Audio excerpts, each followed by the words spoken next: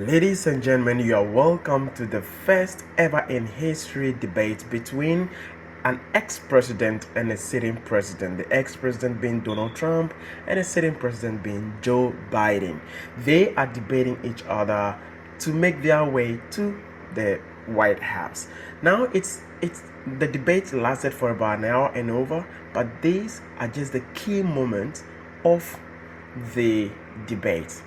Kind courtesy CNN presidential debate. Let us enjoy. You would be 82 at the end of your second term. What do you say to voters who have concerns about your capabilities to serve? Well, I took two tests, cognitive tests. I aced them, both of them, as you know. We made it public. He took none. I'd like to see him take one, just one, a real easy one. Like go through the first 5 questions. He couldn't do it. But I took 2 cognitive tests. I took physical exams every year.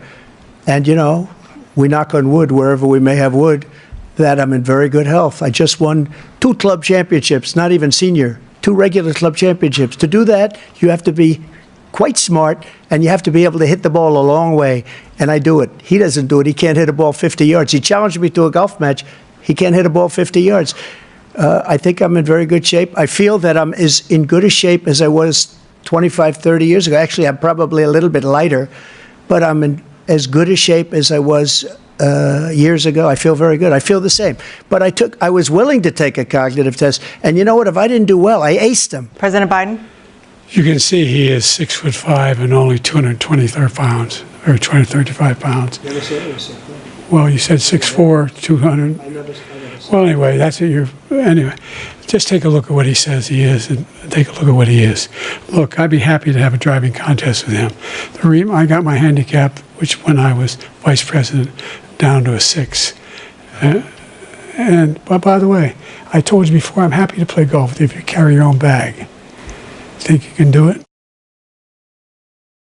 After a jury convicted you of 34 felonies last month, you said if reelected, you would, quote, have every right to go after, unquote, your political opponents. You just talked about members of the Select Committee on January 6th going to jail. Your main political opponent is standing on stage with you tonight. Can you clarify exactly what it means about you feeling you have every right to go after your political opponents? Well, I said my retribution is going to be success. We're going to make this country successful again, because right now it's a failing nation.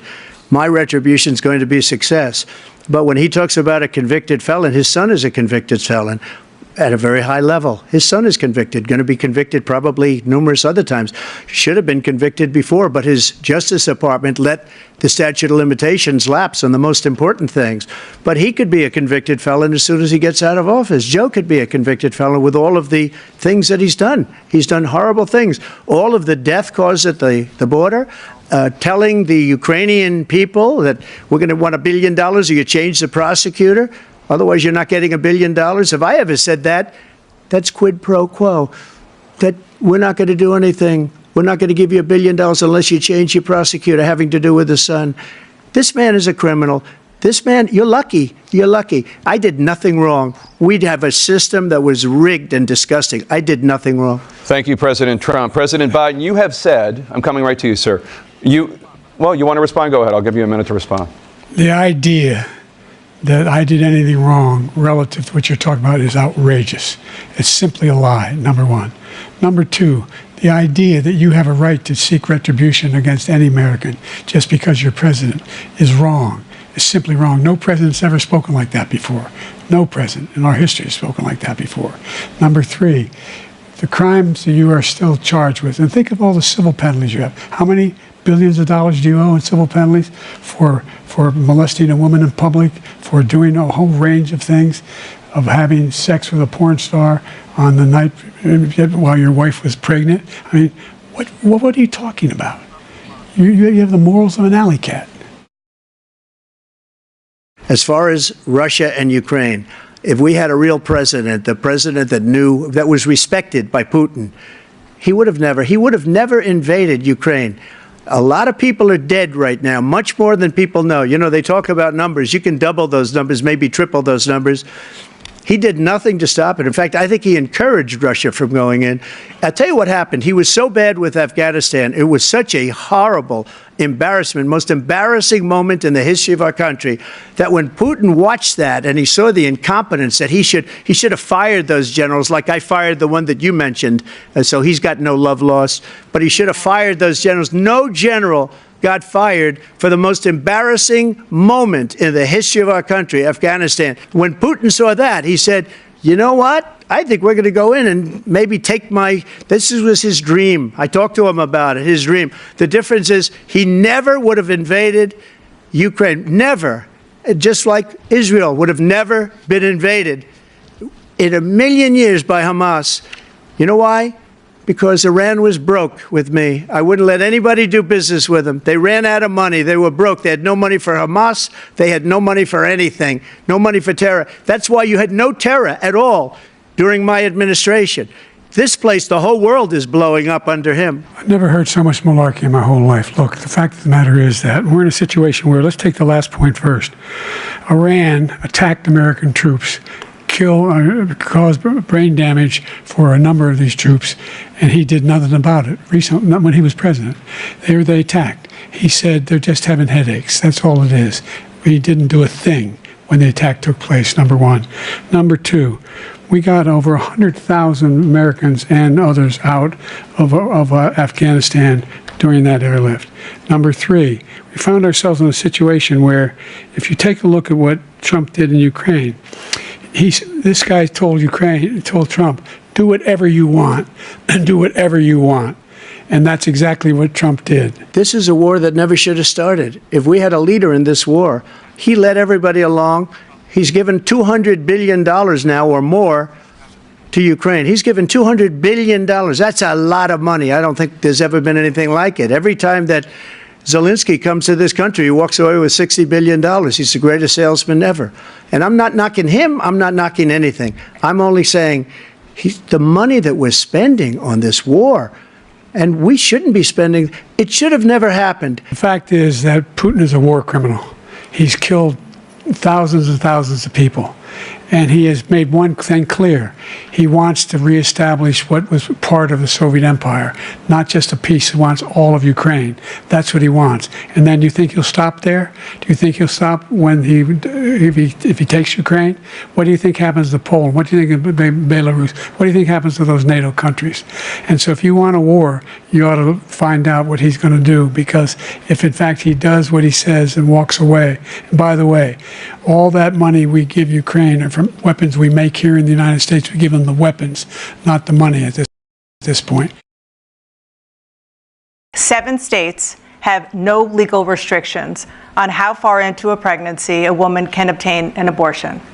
Do you support any legal limits on how late a woman should be able to terminate a pregnancy? I supported Roe v. Wade, which had 3 trimesters. The first time is between the woman and the doctor. Second time is between the doctor and an extreme situation.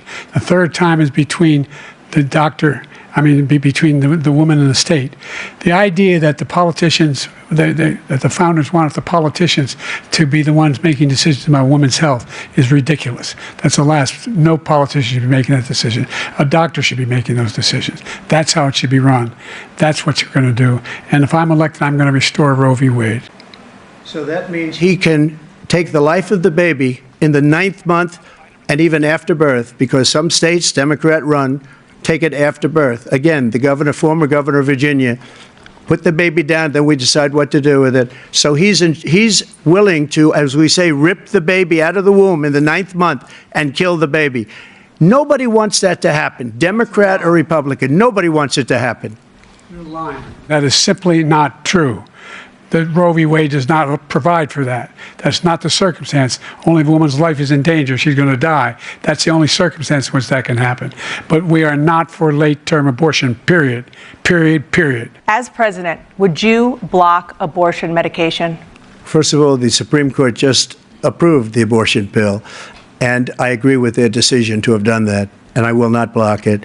And if you look at this whole question that you're asking, complex but not really complex. 51 years ago, you had Roe v. Wade, and everybody wanted to get it back to the states. Everybody, without exception. Democrats, Republicans, liberals, conservatives. Everybody wanted it back. Religious leaders. And what I did is I put 3 great Supreme Court justices on the court, and they happened to vote in favor of killing Roe v. Wade and moving it back to the states. This is something that everybody wanted. Now, 10 years ago or so, they started talking about how many weeks and how many this, getting into other things. But every legal scholar throughout the world, the most respected, wanted it brought back to the states. I did that. Like Ronald Reagan, I believe in the exceptions. I am a person that believes. And frankly, I think it's important to believe in the exceptions. Some people, you have to follow your heart. Some people don't believe in that. But I believe in the exceptions for rape, incest, and the life of the mother. I think it's very important. Some people don't. Follow your heart. But you have to get elected also. And because that has to do with other things. You got to get elected. It's been a terrible thing, what you've done. The fact is that the vast majority of constitutional scholars supported Roe when it was decided. Supported Roe. And that's this idea that they're all against it is just ridiculous.